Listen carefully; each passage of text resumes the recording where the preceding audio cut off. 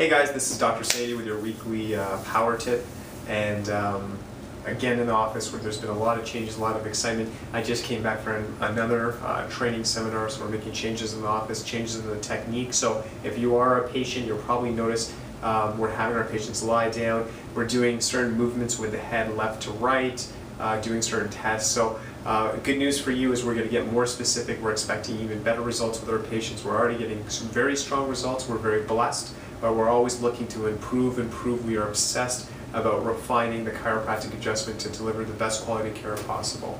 So this week is power principle number 5, one of my personal favorites, which is power foods. So what I can tell you, being in practice for so long now, that having a healthy nervous system brain-body connection is essential for healing, repair, energy. We know that.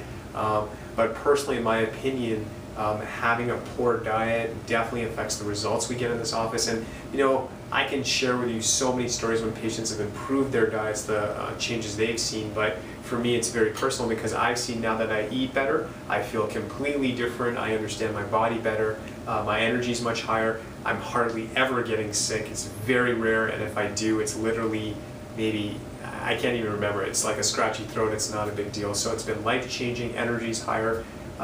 And I just feel like I'm empowered, I have more confidence in my body, and when I see my patients also starting to eat better, it's such a beautiful marriage to have a healthy nervous system with the diet working together.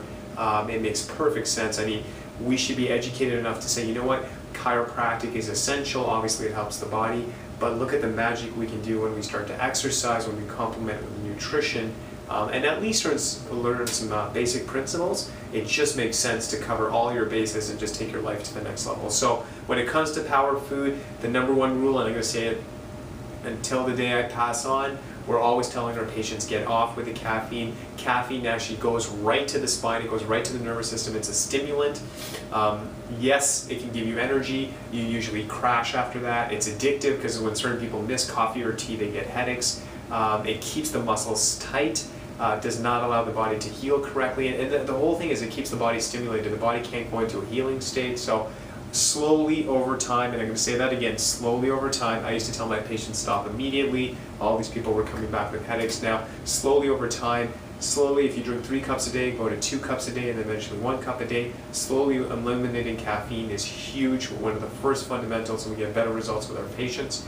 Obviously, number 2 that kind of goes hand in hand with that is increasing water consumption. You would be shocked. I've had some patients where it's a glass a day.